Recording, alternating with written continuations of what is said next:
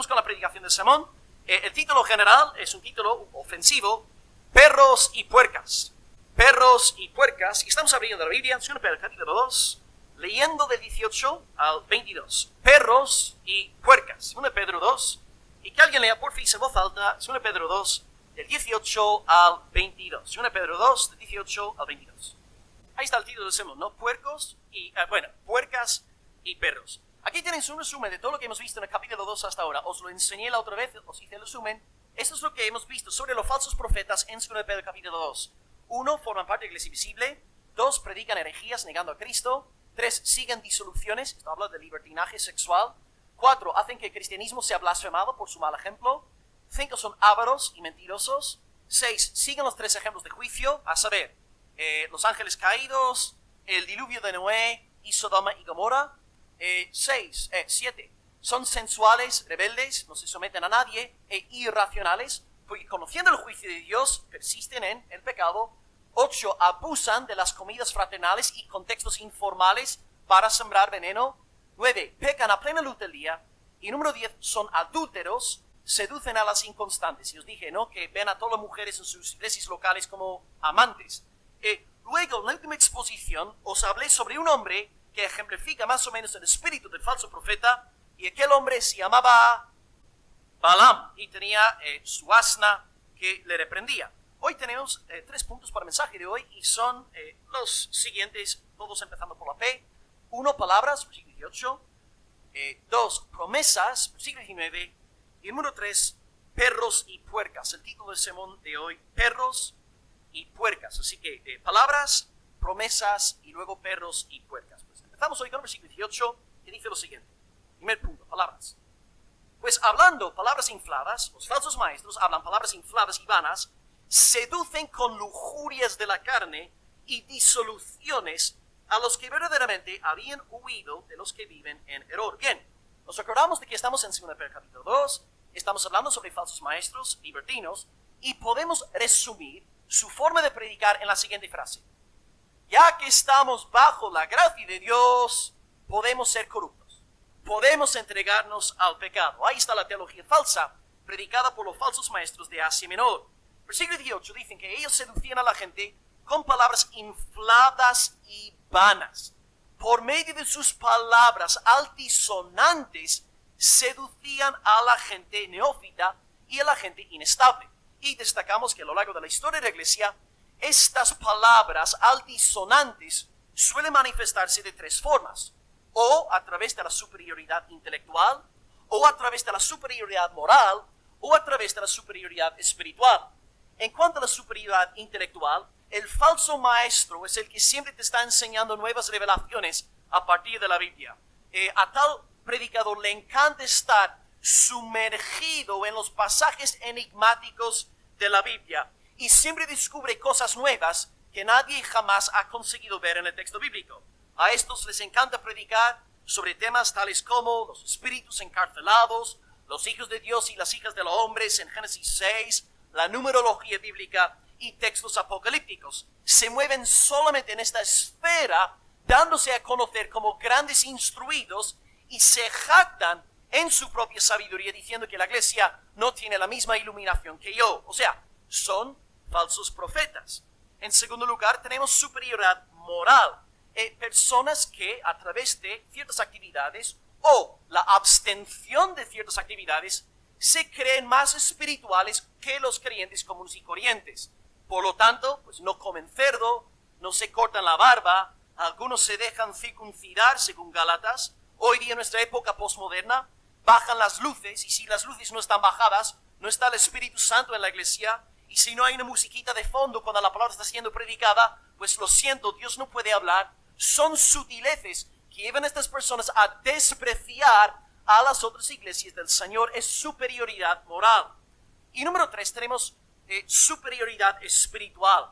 En el sentido positivo, es una persona que siempre está viendo ángeles y recibiendo visiones, y en el sentido negativo, es alguien que ve a demonios por todos lados. Esta gente dice que ha entrado en el cielo, ha visto la gloria celeste, dicen que Jesucristo va sentado con ellos cuando van al coche, y Jesucristo va conversando con ellos, y luego se hacen multimillonarios cuando publican semejantes tomos. con palabras infladas, con palabras altisonantes, impresionan a los que no están fundamentados en la palabra y por lo tanto ganan muchos adeptos. Así que esta superioridad puede manifestarse de diversas formas, pero en los tres casos, detrás del falso maestro hay ganas de destacar, ganas de ser reconocido como alguien muy espiritual, pero no hay verdadero amor por la iglesia del Señor Jesucristo. Así que, versículo 18, seducen entonces con estas palabras y con lujurias de la carne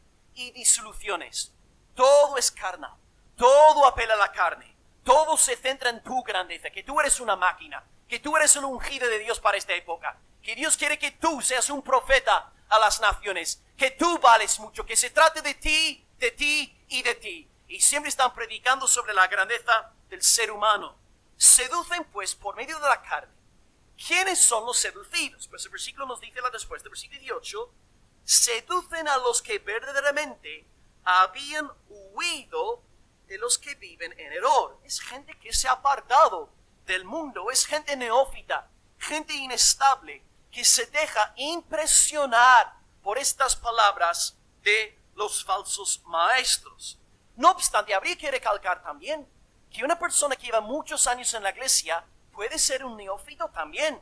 Porque claro, si recibe luz de la palabra domingo tras domingo, Dios confronta su pecado, le enseña el evangelio y sana doctrina. Si esta persona no aplica la luz de Dios a su vida, sigue siendo un neófito, sigue siendo inestable. Nos equivocamos si pensamos que una persona, por llevar 10 o 20 años en la iglesia, es una persona madura. No necesariamente. Todo depende de la aplicación de la palabra de Dios a nuestros corazones. Pues, un ejemplo. Podemos enseñar sobre los medios de la gracia desde el púlpito. Pero una cosa es enseñar sobre los medios de la gracia y que el pastor nos predique sobre los medios de la gracia, tanto los públicos como los privados. Otra cosa es obedecer. Otra cosa es ponerlos por obra. Podemos enseñar sobre el hogar, el hombre como sacerdote y profeta, la mujer como sumisa a su marido. Podemos predicar sobre esto. No quiere decir que lo estemos poniendo por práctica, en obra digo. Podemos predicar sobre la crianza de los niños. Podemos predicar y enseñar sobre muchas cosas. Pero si no hay aplicación, permanecemos en un estado de neófito espiritual. Y por esto me encanta la vida cristiana. Porque yo soy, ya sabéis, yo soy del mundo de la facultad. Y me encanta porque he visto a lo largo de los años, como un simple creyente y común y corriente, que no tiene estudios, puede estar más lleno de Dios y más santificado y disfrutar de más iluminación espiritual que los doctores en teología. ¿Por qué? Porque la fe cristiana no es solamente algo mental, se trata de aplicar la palabra de Dios en nuestros corazones. Me encanta cómo Dios confunde la sabiduría del hombre. En el reino de Dios, muchos de los primeros, los grandes teólogos, con sus doctorados en teología protestante, serán los postreros. Y los postreros que no tienen estudios, que no saben nada, simplemente aman a Cristo y obedecen a Cristo, serán los primeros. Me encanta la sabiduría celestial del Señor Dios Todopoderoso. Porque Dios ha dicho muy claramente, 1 Samuel 2, versículo 30, yo honraré a los que me honran. Y los que me desprecian serán tenidos en poco. Uno puede tener un doctorado en teología, no quiere decir que sea honrado por el Señor. Así que aquellos entonces que reciben luz y aplican luz a sus vidas, crecen, maduran, crecen en discernimiento. Pero aquellos que recibiendo la misma luz, sin aplicarla a sus vidas, permanecen en un estado constante de inmadurez espiritual. Y un peligro puede llegar a cumplirse esta terrible profecía de 2 de Tesalonicenses 10, 2 del 10 al 11. No recibieron el amor de la verdad para ser salvos. Por esto Dios les envía un poder engañoso para que crean la mentira, a fin de que sean condenados todos los que no creyeron a la verdad, sino que se complacieron en la injusticia. Esto es lo que te ofrece el falso maestro de Asia Menor. Injusticia, pecado, una vida corrupta, una vida contaminada en el nombre del Señor Jesucristo. Consiguientemente, Si tú estás en esta mañana en una iglesia donde se predica en contra del pecado y donde se anuncia el evangelio domingo tras domingo, tienes que estar sumamente agradecido al Señor, porque Dios en medio de gran oscuridad te está dando luz en abundancia. Las cosas están muy mal dentro de la iglesia visible del Señor. Y ahora, hermanos, ya que Dios ha arrojado luz sobre vuestras vidas, ahora en gratitud tenéis que obedecer lo que Dios os ha enseñado a partir de su palabra. En primer lugar, pues, hemos hablado sobre las palabras. El falso profeta habla palabras carnales, apelando a la carne, siempre dándose a conocer como un grande y superior a los demás hermanos. Segundo punto, también bastante cortito, el tercero es más extenso. 2, promesas. Versículo 19 dice, les prometen libertad, es decir, los falsos maestros prometen libertad a los inestables, a los neófitos, o sea, les prometen libertad, pero son ellos mismos esclavos de corrupción. Menuda ironía, ¿no? Porque el que es vencido por alguno es hecho esclavo del que lo venció. Bien, he dicho en el primer punto que podemos resumir el mensaje de Asia Menor en la siguiente frase. Ya que estamos bajo la gracia, podemos ser corruptos. Ahora bien, ningún lobo predica así tal cual. El lobo no se va a poner detrás del púlpito y deciros, hermanos, ya que estamos bajo la gracia, podemos pecar libremente. No va a decir esto, pero va a utilizar eufemismos para que nos entreguemos a semejante enseñanza. Un eufemismo es usar una palabra, digamos, dulce, decorosa, para no usar otra palabra más, chunga o ofensiva. Os pongo 2 o 3 ejemplos de nuestro contexto contemporáneo. Si vosotros mañana entráis en vuestra empresa y se anuncia que va a haber una reducción de personal, ¿qué quiere decir esto? Exactamente. Palabra vulgar, palabra de la calle, despido. Si alguien dice que esta semana un ser querido ha pasado a mejor vida, ¿qué te está diciendo? Se muere, es un eufemismo. Una palabra dulce, decorosa, para no decir algo grotesco. Establecimiento penitenciario, madre mía. Cárcel, una prisión. Decimos palabras bonitas porque palabras como cárcel pues ofenden a la gente. Entonces lo que hace el falso maestro no te predica directamente que podemos pecar ya que estamos bajo la gracia, pero modifica el mensaje a través de eufemismos, dándonos a entender exactamente el mismo concepto. Por ejemplo, aquí estamos con el tema de la libertad.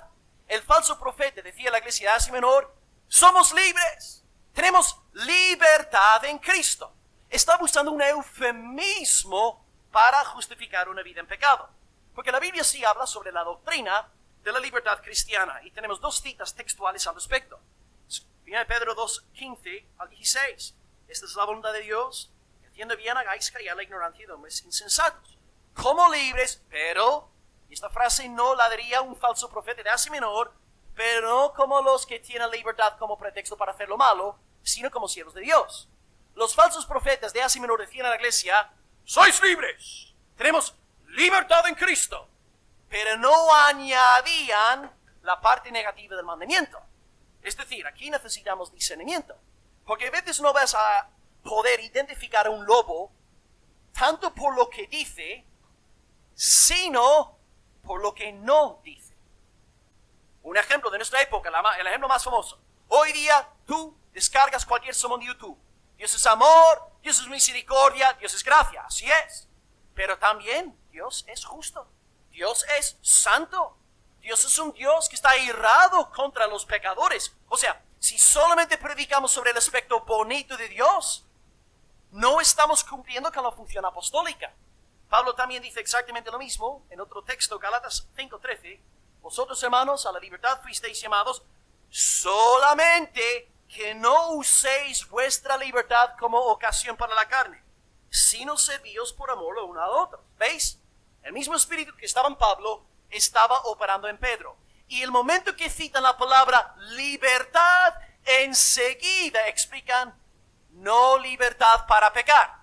Ahí está la diferencia entre los apóstoles y los falsos maestros de Asia Menor.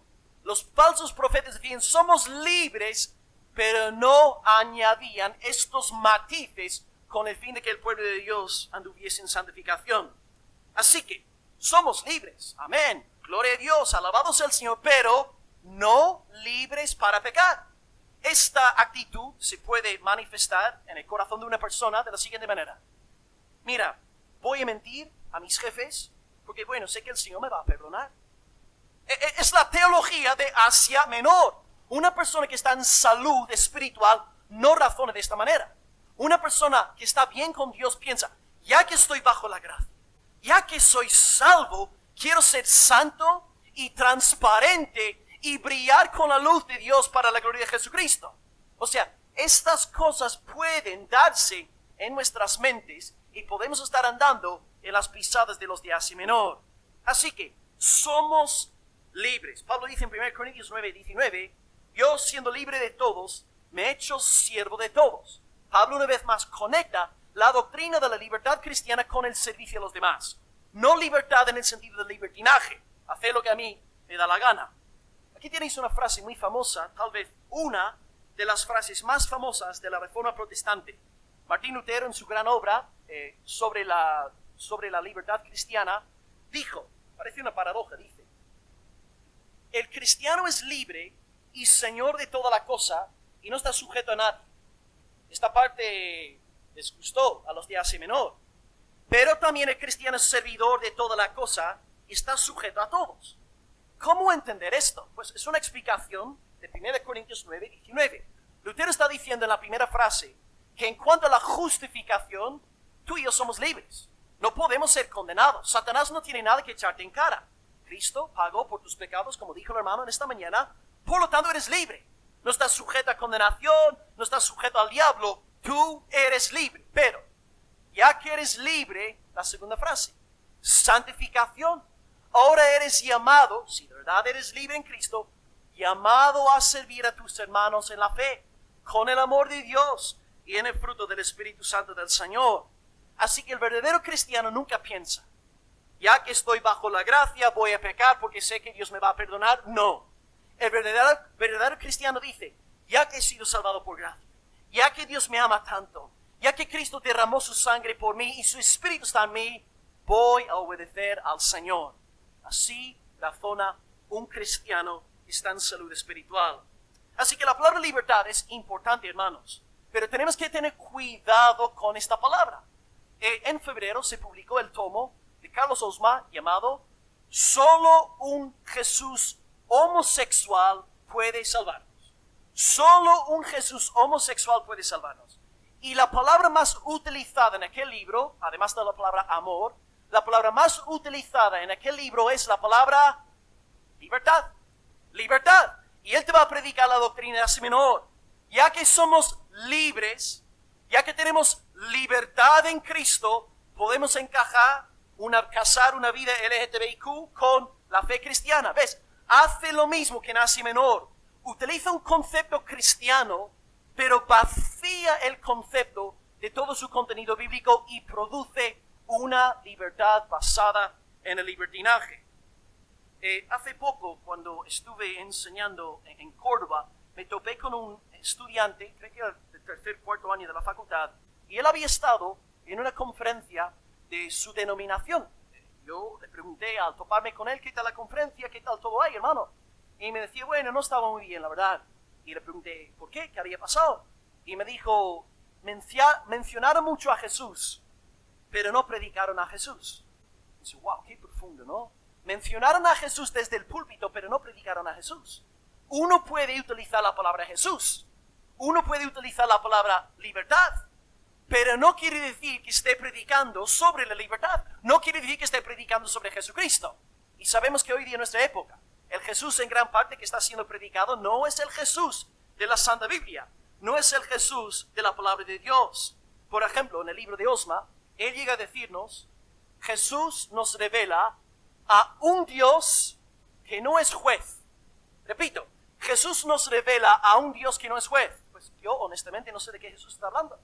No está hablando del Jesús de la Biblia. Porque si hay una cosa que Jesús predicaba una y otra vez, fue sobre el juicio venidero en el día final. Pero eso es lo que pasa, inventamos a otro Jesús. Inventamos otro concepto de libertad para engañar al pueblo y llevar a los neófitos hacia la destrucción. Y fíjate aquí, hermanos, en la ironía. Versículo 19 dice, les prometen libertad a sus seguidores y, menuda ironía, son ellos mismos esclavos. ¡Wow! Increíble, ¿no? Prometen libertad, libertad, libertad, pero ellos mismos son esclavos. ¿Esclavos de qué? Exactamente, pecado, corrupción, maldad, andan en el lodo del pecado. Así que en realidad estas personas que nos predican sobre la libertad, sin especificar que no es libertad para pecar, sino libertad para glorificar a Dios, ser santos y servir a los hermanos, estas personas en realidad son ateos. Son ateos. La única diferencia es que no son tan honestos como los ateos, porque por lo menos el ateo niega que Dios existe y luego le quita a Dios de su vida y anda en su camino. Pero este falso predicador también ha negado la existencia de Dios, porque solo hay un Dios vivo y verdadero. Niega a Dios, quita a Dios de medio, pero en vez de ser intelectualmente honesto, en vez de seguir las pisadas de un ateo, lo que hace es montar otro Dios, otro Jesús, otro becerro de oro, y convierte a este ídolo en el nuevo Dios. Así que, al fin y al cabo, hermano, el falso maestro de Asia Menor es un ateo. La única diferencia es que no es tan honesto como un ateo de pura cepa, porque no adora al Dios verdadero. Así que son esclavos. Y el versículo 19 acaba diciendo, porque el que es vencido por alguno es hecho esclavo del que lo venció. Pablo dice lo mismo en Romanos 6, el versículo 16. Creo que lo tengo ahí. ¿No sabéis que si os sometéis a alguien como esclavos para obedecerle, sois esclavos de aquel a quien obedecéis, sea del pecado para muerte, o sea de la obediencia para la justicia? O sea, los falsos maestros de Asia Menor se jactaban de ser libres, tener libertad, pero empleaban su libertad para ser siervos del pecado. Y por lo tanto Pedro dice, son esclavos. Por más que os prediquen sobre la libertad, son esclavos, son siervos. La única persona que te puede librar entonces en esta mañana, hermano o hermana, no es un falso profeta de Asia Menor. No es tampoco este predicador que os anuncia el Evangelio de Cristo. El único que te puede librar a ti verdaderamente es el Señor Jesucristo. Y Juan 8:36 nos dice, si el Hijo os libertare, seréis verdaderamente libres. No dice, si el predicador os libertare, si la denominación evangélica os libertare. No, si el Hijo de Dios os libertare, seréis verdaderamente libres. No será una falsa libertad al estilo de Asia Menor. ¿Cómo entonces somos libres en Cristo? Dos formas. Primero, en el sentido de justificación. Si tú estás en Cristo, eres libre en primer lugar por su sangre derramada en la cruz, como Nicolás nos recordó esta mañana. Todos los pecados de Paco Escobar fueron puestos sobre el Señor Jesucristo. Paco no puede ser condenado. Si Paco se muere hoy o en 50 años, no podrá ser condenado, porque Cristo pagó por todos sus pecados, no un 99%. Qué consolación para el hermano y para todos los creyentes aquí. Pero en el segundo sentido de la palabra, también somos libres, no solamente en el sentido de justificación, sino también en el sentido de santificación. Porque ya que hemos experimentado un cambio de naturaleza con nuestra salvación, ahora andamos gozosamente en pos del Señor. Esto es algo que el incrédulo no puede hacer. El incrédulo detesta los mandamientos de Dios. Tú sueltas un mandato a cualquier ateo, cualquier incrédulo que tú conoces, va a enfadarse contigo, para reírse del mandamiento. No quiere someterse a la voluntad de Dios. Sal ahí a la calle y di a un chaval con el cual te topas, Dios no quiere que tú te acuestes con tu novia. Se va a partir de la risa, se va a burlar de ti. ¿Por qué? Porque no quiere estar bajo autoridad. Pero tú dices esto a un creyente renacido, perdonado de todos sus pecados, dice, amén. Voy a andar en pureza sexual para la gloria de mi Dios. ¿Por qué? Porque tiene una nueva naturaleza. Es libre. Ya no está atado por fiestas, bebidas y fornicación. Anda en la verdadera libertad, la libertad de obedecer y someterse gozosamente a la voluntad de Dios. Os pregunto pues en esta mañana, hermanos, ¿estáis libres en Cristo? ¿De verdad en el primer sentido de la palabra creéis que habéis sido perdonados de todo pecado? ¿No podéis ser condenados? ¿Satanás no tiene nada que echarte a ti en cara por Cristo crucificado y resucitado? En segundo lugar, ¿estáis andando en verdadera libertad en cuanto a santificación? ¿Es vuestra obediencia a Dios algo deleitoso, gozoso, dulce, agradable, placentero para ti? ¿De verdad te gozas en los mandamientos de Dios? ¿Se está cumpliendo en ti 1 Juan 5:3? ¿Sus mandamientos no son gravosos? Hermano, hay libertad en Cristo. Hay libertad en Cristo, libertad del castigo eterno y libertad para andar en el fruto del Espíritu Santo y no conforme al libertinaje de Asia Menor. Una persona que se jacta de ser libre, andando en libertinaje, está mintiendo. No es libre. Esta persona que está fornicando, esta persona que está mintiendo cada 2 por 3, esta persona es una esclava. Por más que se declare libre, autónomo, independiente, no. Es un esclavo del poder del pecado. El único ser libre en este planeta es aquel que está bajo el yugo del Señor Jesucristo y se deleita en la santísima voluntad del Señor. Oh Dios, danos una iglesia libre en el verdadero sentido de la palabra. Y ahora el punto más extenso y más, digamos, polémico. Punto número 3, perros y puercas. Perros y puercas. ¿Podría por fin alguien leer versículos 20 al 22 mientras tome un poco de agua? Versículos 20 al 22.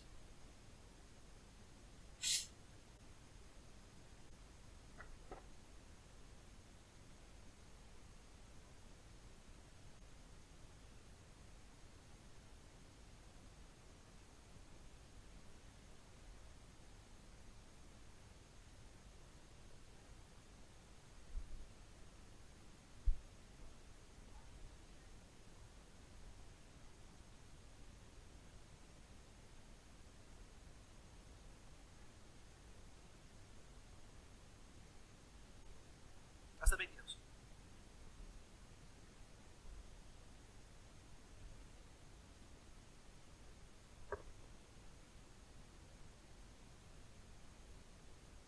Dice lo mismo que Juan Fran, ¿eh? Se nota que sois familia. Mismo. Excelente. Perros y puercas. Bien, para entender estos 3 versos que son polémicos, mantengamos en mente lo que Pablo dice. No todo Israel es Israel. Esta frase es clave para interpretar lo que vamos a leer. El lenguaje de Pedro aquí es tan fuerte en versículos 20 y 21 que muchas personas creen que la salvación se puede perder a partir de este texto. De hecho, en mayo, cuando celebramos la conferencia de Dort, en la sesión de preguntas y respuestas, una persona del auditorio lanzó una pregunta que contestó el pastor Israel Sanz. La pregunta, no me acuerdo exactamente cómo fue formulada, pero la pregunta decía algo como, ¿cómo podemos decir que la salvación no se pierde si 2 de Pedro 2, 20 al 21 dice que se puede perder? Creo que esta fue la pregunta a grandes rasgos, ¿no? En un momento os daré la respuesta que dio Israel. Antes de hacerlo, mantengamos en mente este principio de Pablo: no todo Israel es Israel. Y aquí el apóstol nos dice en el versículo 20, estos falsos maestros habían hecho 2 cosas que pueden llevarnos a pensar que eran verdaderamente salvos. En primer lugar, se han escapado de las contaminaciones del mundo, así que hablaremos sobre esto. Y luego, en segundo lugar, habían llegado al conocimiento del Señor y del Salvador Jesucristo. O sea, tú te topas con una persona y te dice que yo he conocido a alguien que se ha escapado de las contaminaciones del mundo y que ha conocido a Cristo. Claro, evidentemente tú piensas que está hablando de una persona salvada. El lenguaje aquí de Pedro es muy fuerte y con razón es un texto polémico. Así que en primer lugar vamos a enfocarnos aquí en escaparse de las contaminaciones del mundo y luego conocer a Cristo como Señor y Salvador. Bien, primera cláusula: se han escapado de las contaminaciones del mundo. La palabra aquí, contaminación, se refiere a la esfera externa. Un ejemplo sacado de la Septuaginta, es la versión griega del Antiguo Testamento, se encuentra en Levítico 7, versículo 18, que dice: si tú comieras la carne sacrificada al tercer día, estarías contaminado. O sea, contaminado en el sentido ritual externo de la palabra de Dios. Estos falsos maestros se habían apartado de las contaminaciones del mundo en el sentido externo. Pero cuando Pedro habla de la conversión interior, no utiliza la palabra contaminación, sino corrupción.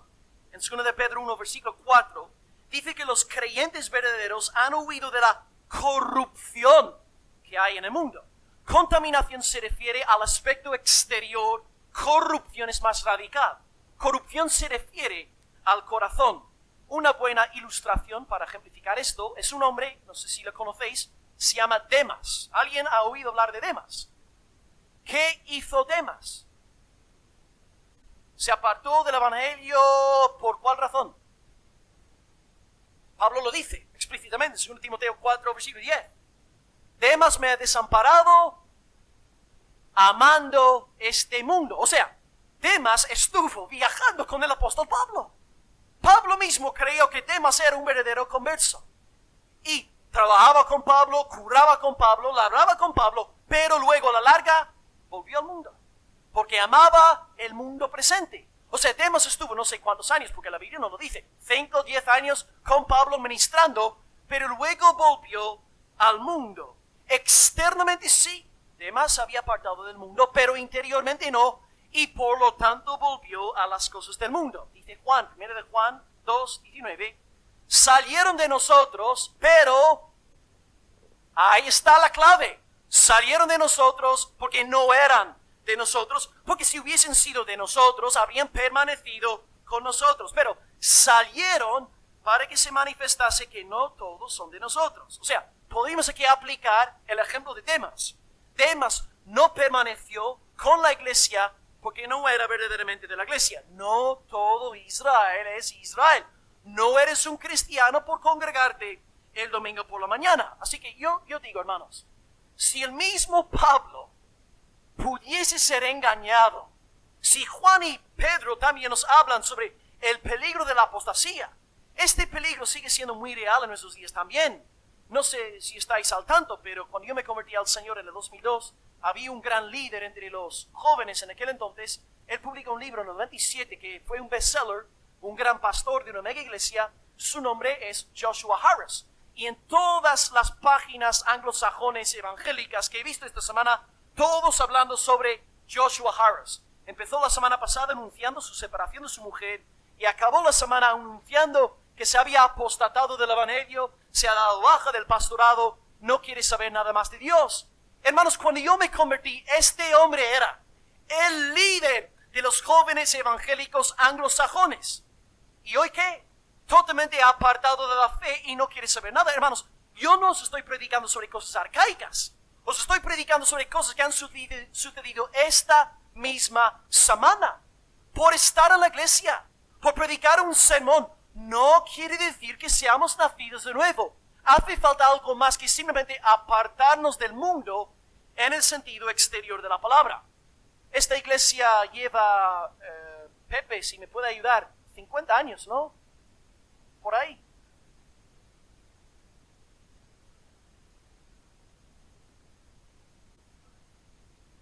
$53. Vosotros, muchos de vosotros lleváis más tiempo que yo. ¿No es cierto que se han congregado aquí personas durante 5 años, 6 años, 10 años? ¿Y hoy dónde están? Totalmente apartados del Señor, no quieren saber nada de Él, pasan olímpicamente de la cosa de Dios. Se ha cumplido la palabra del Señor, hermanos. En toda la iglesia del mundo, no todas las personas que están en la iglesia visible son personas salvas. Sí, pueden haberse apartado de las contaminaciones del mundo durante un tiempo, pero como Demas a la larga volverán. Y la segunda frase, curiosa, el conocimiento del Señor y del Salvador Jesucristo. Una vez más pensamos que esto alude a una persona salvada. Pero, hermanos, ¿Satanás conoce a Dios? Sí, señora. Balaam conoció a Dios. El rey Saúl conoció a Dios. Judas Iscariote conoció a Jesucristo. La segunda persona de la Trinidad encarnada. Conocieron al Señor y al Salvador, pero no habían nacido nuevo. De hecho, Pablo nos llega a decir en Romanos 1, versículo 21, que toda la raza humana conoce a Dios. El conocimiento de Dios está sellado en nuestro ADN. Todos creemos en Dios y los ateos pelean contra un conocimiento que les es innato. Conocen a Dios, Pero Pablo dice en Romanos 1:21, habiendo conocido a Dios, no le glorificaron como a Dios, ni le dieron gracias, sino que se envanecieron en sus razonamientos y su necio corazón fue entenebrecido. Todos aquí conocéis a Dios, porque nacisteis con Dios, el conocimiento de Dios en vuestro ADN, y también estáis en una iglesia, donde la palabra está siendo predicada domingo tras domingo. O sea, vosotros que sois creyentes conocéis a Dios, y vosotros que sois incrédulos también conocéis a Dios. Conocéis que Cristo es el Señor, conocéis que Cristo murió y resucitó literalmente al tercer día, pero aún así seguís en vuestros pecados. Conocéis a Dios, pero no sois salvos. La salvación no se trata tanto de conocer a Dios, sino de ser conocido por Dios. Y fijaros, amados, una frase que cité a los hermanos en Alemania el domingo pasado, Mateo 7:21, que a mí me dejó con la boca abierta. No todo el que me dice Señor, Señor, entrará en el reino de los cielos. Porque vendrán muchos en aquel día diciendo, Señor, ¿no hemos profetizado en tu nombre? ¿No hemos echado fuera demonios en tu nombre? En tu nombre no hemos hecho muchas maravillas. Y luego yo les diré, ¿cómo puede ser? Apartaos de mí, hacedores de maldad, nunca os conocí. ¿What? O sea, una persona puede estar profetizando en el nombre del Señor, echando fuera demonios en el nombre de Dios, haciendo milagros en el nombre de Dios, y yo no soy Cristo y dice, yo no te conozco. ¿Cómo explicar esto? Porque no todo Israel es Israel. No todo lo que está en la iglesia visible ha nacido de nuevo. Así que hay que tener cuidado. Una cosa es conocer a Dios como lo conoce un incrédulo, otra cosa es tener conocimiento verdadero de Dios. ¿Cómo podemos entonces saber si de verdad conocemos a Dios en el sentido salvífico? Pues hemos abrazado el Evangelio. Cristo crucificado es nuestra única esperanza en vida y muerte. Hemos creído que Él resucitó al tercer día para nuestra justificación. Cristo es la fuente de nuestro ser. Amamos a Cristo. Hemos creído en Él y nos hemos arrepentido de todo corazón. Por lo tanto, si tú de verdad tienes conocimiento salvador, salvífico de Dios, tú crees en Cristo de todo corazón, en su Evangelio, y te has arrepentido de todo corazón. Tú ya no eres el Dios de tu vida, no eres el Señor de tu vida, sino que Cristo es tu Señor. Y cuando Él te manda algo, le obedeces. Así que los libertinos de Asia Menor también conocían a Dios. De la misma forma que los incrédulos aquí entre nosotros hoy también conocéis a Dios. Y ahora la última cláusula del versículo 20, versículo 21. Su postrer estado, qué temible esto, qué temible esto. Si eres un incrédulo tienes que estar temblando al leer esto. Su postrer estado viene a ser peor que el primero, porque mejor les hubiera sido. Hoy lo tengo aquí mal escrito. ¿Alguien podría leer el versículo 21, por favor?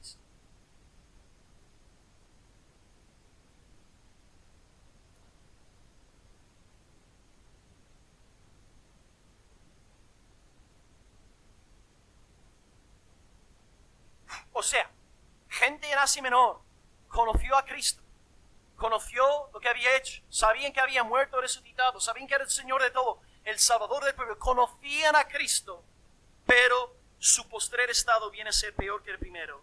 Mejor que no hubiesen conocido el Evangelio, porque recibieron luz, y al recibir luz, el incrédulo se vuelve cada vez más inexcusable delante de Dios. Y la Biblia reconoce que hay ciertas personas más inexcusables que otras. Por ejemplo, vosotros que estáis aquí en esta mañana que no sois salvos, vosotros oís el Evangelio aquí todos los domingos, os predico a Cristo crucificado y resucitado. Mucha luz ha sido derramada sobre vuestras vidas y vosotros sois ahora más inexcusables que las tribus perdidas de la Amazonia.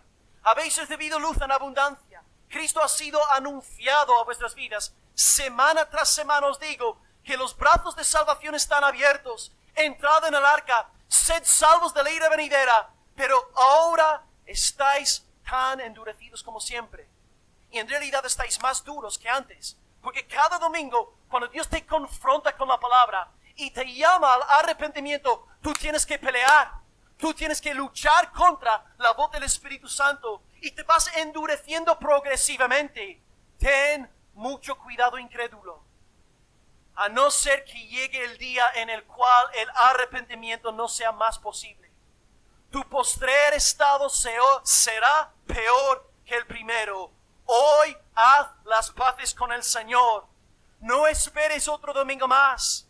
Si hoy oyereis su voz, no endurezcáis vuestros corazones. Y acordaos del Salvador cuando Él nos dijo, aquel siervo que conociendo la voluntad del Señor no se preparó, ni hizo conforme a su voluntad, recibirá muchos azotes.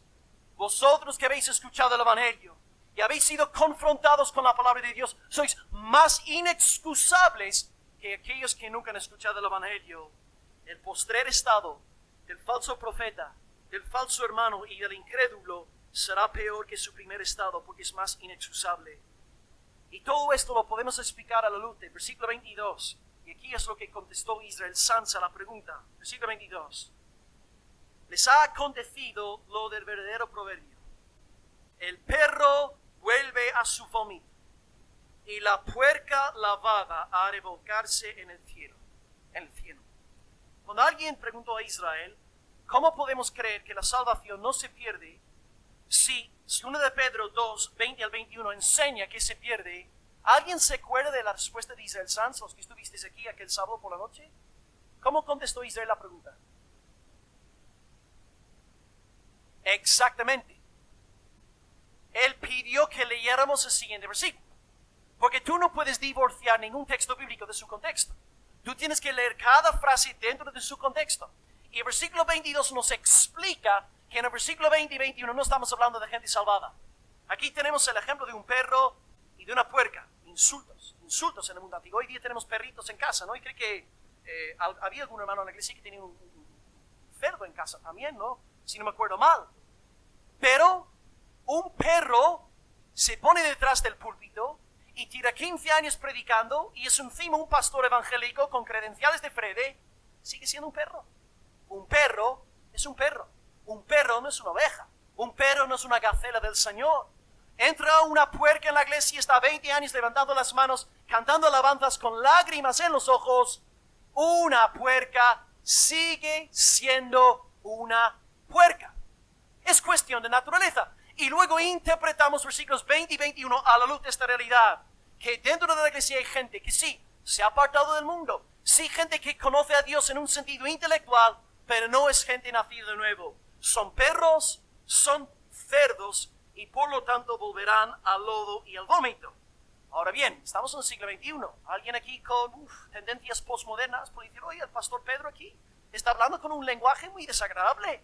Hay formas y hay formas. Un hombre de Dios no debería hablar de esta forma. ¿Cómo vamos a llamar a los incrédulos perros y cerdos?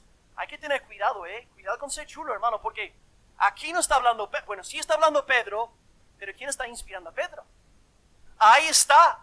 No está hablando aquí Pedro en el sentido superlativo de la palabra. Está hablando el Espíritu Santo de Dios, llamando a esta gente perros y cerdos. Le insultaron a Lutero mucho porque él levantaba la voz dentro del catolicismo romano en el siglo XVI. Y Lutero tuvo que salir a defender su forma de predicar contra sus enemigos diciendo lo siguiente: mi ejemplo en todo es Cristo. Él tampoco se cansa de llamar a sus enemigos generación de víboras, hipócritas, ciegos, hijos de Satanás. Claro, el Jesús del siglo XXI no diría esto, no, para nada. También el apóstol Pablo calificó al mago del hijo del diablo, embaucador y perverso. Y a los falsos apóstoles les denominó perros y trastornadores de la palabra de Dios. Si los oídos tan delicados como hoy tenemos hubieran escuchado tales insultos, se habría afirmado sin duda que nadie hay más rabioso e impaciente que San Pablo y también que el Señor Jesucristo. Yo digo, Lutero vivía en pleno siglo XVI, y la gente de aquel entonces era más dura que ahora. Hoy día estamos todos hipersensibles. En Europa no puedes decir nada a nadie. Y le corriges a un hermano en la iglesia y se va de la iglesia. Estamos en tiempos así. Imaginaros, hermanos, si Lutero hubiese vivido en el siglo XXI. Pero aquí tenemos el lenguaje del Espíritu Santo de Dios. Son perros, son cerdos. Y si te ofende, lo siento mucho. Tu problema está con el Espíritu Santo de Dios. Así habla la palabra del Señor. Entonces la diferencia entre el perro, la puerca y la oveja de Dios es la diferencia entre un Pedro y un Judas Iscariote. Dios levantó a Pedro, levantó a Judas Iscariote Y Cristo dice a sus discípulos, yo os he escogido a los 12. Uno de vosotros es un diablo. Juan 6, versículo 70. Cristo sabía perfectamente quién era el que le iba a traicionar. Y luego le dice a Judas en la noche de la cena, lo que vas a hacer, hazlo pronto. En ningún momento Cristo dio una palabra de restauración pastoral a Judas Iscariote. Llega a decir en Marcos 14, 21, ay de aquel hombre, maldito aquel hombre, porque en el Hijo del Hombre es entregado, bueno le fuera ese hombre no haber nacido. Y también los que sois incrédulos aquí, habéis recibido muchísima luz, bueno os habrá no haber nacido, ya que habéis pecado contra tan grande luz en esta mañana y en vuestras vidas. Pero en el caso de Pedro sí, hay una promesa de restauración pastoral. Porque oye, Judas Iscariote pecó, pero Pedro también pecó. Pero Cristo le dice a Pedro, antes de que pecara, Simón, Simón, he aquí Satanás os ha pedido para zandearos como a trigo, pero yo he rogado por ti para que tu fe no falte. Y una vez vuelto, confirma a tus hermanos en la fe. ¿Ves? Palabra de restauración pastoral. Pedro, un escogido, una oveja del Señor, no era un perro, no era un cerdo. Los creyentes también nos equivocamos y pecamos contra Dios, pero nuestro pastor nos restaura. Nuestro pastor nos hace volver al redil una y otra vez. Y yo quisiera acabar este sermón dando consuelo a los creyentes. Nosotros somos ovejas. Y aunque yo predique de esta forma dura en esta mañana, hablando sobre la gente que no es del Señor dentro de la iglesia, muchas veces nosotros que somos ovejas, podemos caer en la trampa de pensar que nosotros somos lobos, cuando en realidad Dios lanza estas palabras para advertir a los que en efecto lo son. Y quisiera pues acabar con 8 promesas del Señor, para que ninguna oveja del Señor salga de aquí hoy perturbada, preocupada, dudando de su salvación eterna. Aquí tenéis 8 promesas de la boca de nuestro Salvador, el Todopoderoso. En primer lugar, Cristo te dice hoy, esta es la voluntad de mi Padre, el que me envió, que de todo lo que Él me diere yo no pierda nada, sino que le resucite en el día postrero. Oveja del Señor, tu Salvador te va a guardar hasta el fin. Sí, hay falsos maestros por todos lados.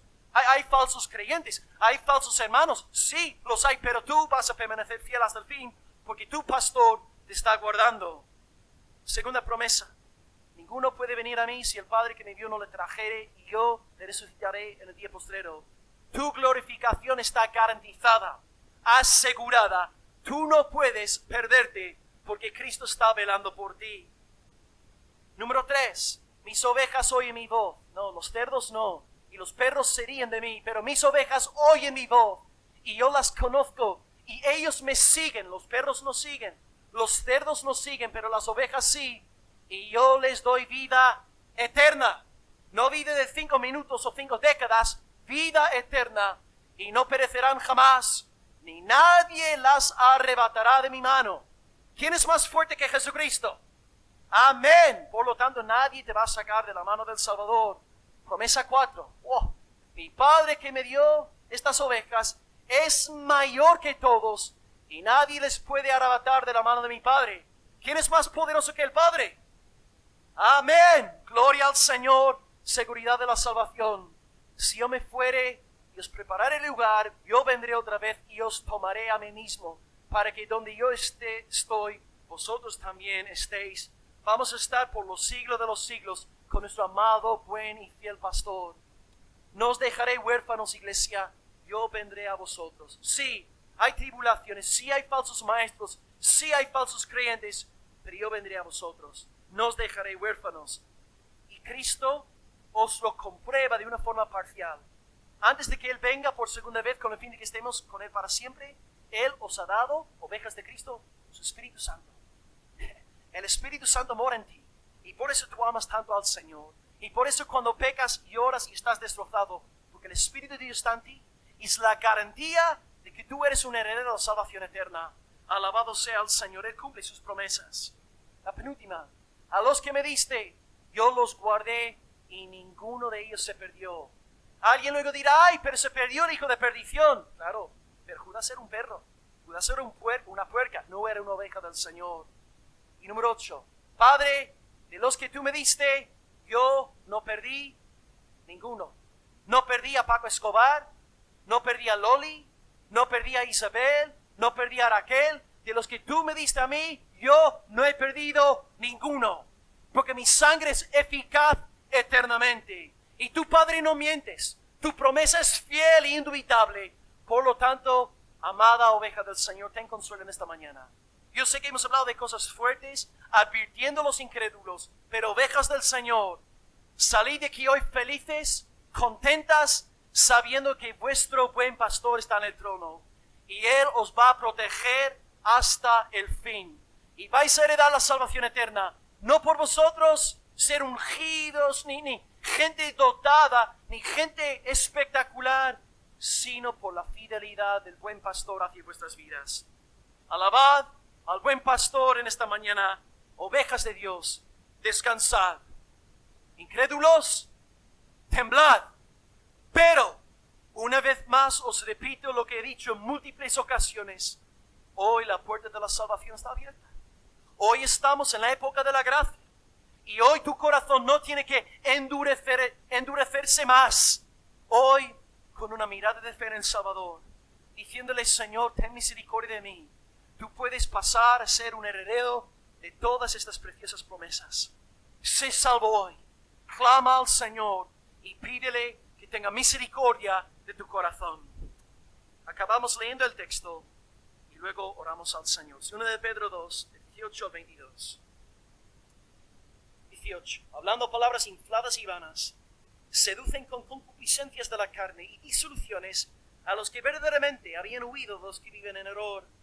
Les prometen libertad, pero ellos son esclavos de corrupción, porque el que es vencido por algunos es hecho esclavo del que lo venció. Ciertamente, si ellos, habiéndose escapado de las contaminaciones del mundo, por el conocimiento del Señor y Salvador Jesucristo, enredándose otra vez en ellas como Demas, son vencidos, su postrer estado viene a ser peor que el primero. Porque mejor les hubiera sido no haber conocido el camino de la justicia, que después de haberlo conocido, volverse atrás del santo mandamiento que les fue dado.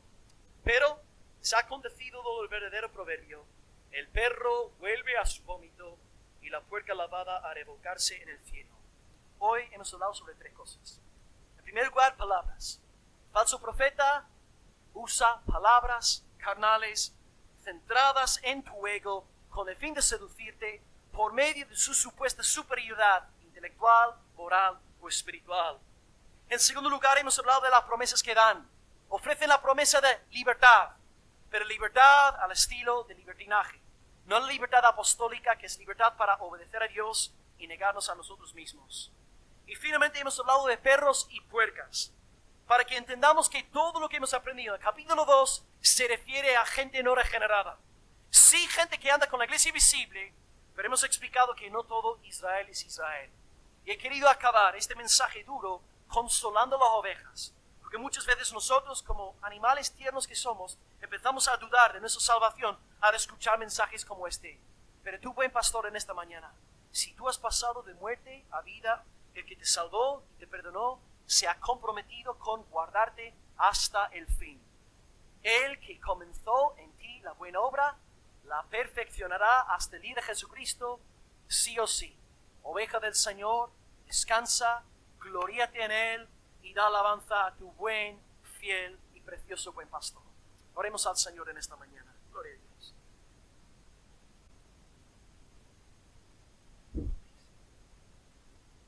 Señor, sé que me has puesto en el ministerio pastoral, Padre, pero yo sé que antes que nada yo soy un cristiano. Yo soy una oveja tuya, Señor. Y te alabo, Padre, porque estas promesas que nos has dado, Señor, nos hacen bailar, nos hacen cantar. Y, Señor, recibimos estas promesas como un oasis en el desierto. Y te alabamos, Señor, porque es cierto que vemos como en Asia Menor perversión por todos lados, inmoralidad, incluso dentro de la iglesia, falsos maestros con falsas teologías, seduciendo a los neófitos y a los inestables. Y Señor, si nosotros pensáramos en esta mañana que perseveraremos en la fe por nuestra fuerza, por nuestra inteligencia, por nuestra espiritualidad, creo que todos en esta mañana saldríamos de aquí totalmente deprimidos, con miedo, perturbados, Señor. Pero te alabamos porque hemos aprendido hoy que la salvación es tuya, Señor. Y tú eres el buen pastor que nos sostienes en la fe hasta el fin. Y nos has dado las primicias del Espíritu Santo como una garantía de que dentro de muy poco hemos de recibir la herencia eterna. Gloria a ti, Señor, por cuidar de tu rebaño. Gloria a ti, Señor, por ser un fiel, buen pastor, enseñándonos a partir de las Sagradas Escrituras. Y Padre, te pedimos que nos guardes de lobos, de perros, de puercas. Líbranos de ser neófitos e inestables, y que apliquemos tu luz a nuestras vidas para que no seamos llevados por doquier, por cualquier viento de doctrina. Señor, en primer lugar oramos por estas palabras infladas. Guárdanos, Señor, de gente que se crea superior, sea intelectualmente, moralmente, espiritualmente. Haz que entendamos que una persona verdaderamente dotada por ti es una persona apasionada por la grey del Señor, por el rebaño del Altísimo. Guárdanos, Señor, de seguir a gente que solamente quiere llenarnos de egoísmo, de palabras carnales centrados en nuestro potencial, en nuestra grandeza, en nuestros sueños, en nosotros. Señor, danos oídos para la voz de Cristo. Queremos ver a Cristo exaltado, Cristo ensalzado, y que Él sea nuestra razón de vivir. En segundo lugar, el tema de las promesas. Guárdanos, Padre, de estos eufemismos, de predicar sobre la libertad, pero no la libertad apostólica, de predicar sobre Jesús, pero no el Jesús bíblico. No permitas que seamos engañados, Señor. Señor, danos discernimiento de tu palabra. Permite que crezcamos en ella con el fin de ser fuertes en ti hasta el fin. Y en tercer lugar, Señor, qué temible pensar en el tema de los perros y de las puercas. Señor, vemos esto en el día a día, como la gente se parte de la risa cuando oye hablar de tu palabra, se burla de ti, e incluso dentro de la iglesia visible, Señor, gente que oye hablar de ti domingo tras domingo, endurecida, gente que se burla, que se ríe, que se mofa. Oh Dios, sabemos ciertamente que nadie se burlará de ti y que su día de recompensa se acerca. Pero Dios, te rogamos por todos los incrédulos que están aquí entre nosotros. Señor, no queremos ver su destrucción. No queremos que perezcan eternamente, Señor. Y Padre, te pedimos, Señor, a través de la luz que tú has arrojado sobre sus vidas hoy y los demás domingos, Señor, que tú utilices la luz, Señor, sembrada para que ellos hoy hagan las paces contigo.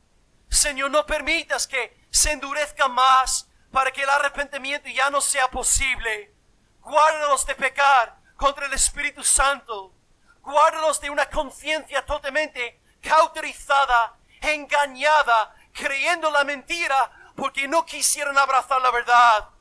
Señor, salva a los incrédulos entre nosotros y haz que entienda que no estamos aquí para jugar a iglesia o a jugar a Biblia, que estas cosas son cuestiones de vida o de condenación eterna. Salva, Señor, salva para el nombre de Cristo, salva para su fama y llena hoy el arca de la salvación.